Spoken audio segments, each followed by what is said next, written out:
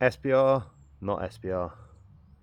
See how they go in the morning. 24 hours later. Right, we're back, and obviously yesterday we had the SBR on the slabs. SBR, not SBR. Let's see how easy. Right then, that's the SBR one.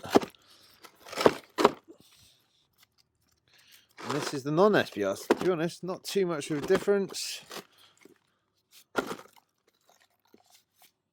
Breaks away quite easy. Let's have a look at this one. Still stuck to it. Still stuck to it.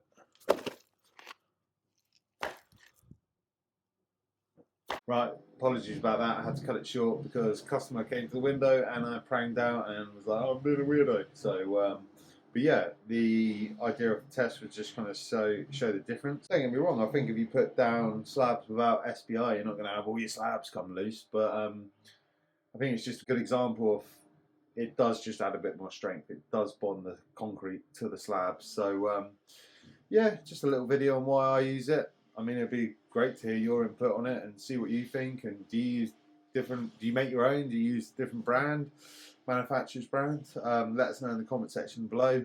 Yeah, like, comment, share, and subscribe. Peace.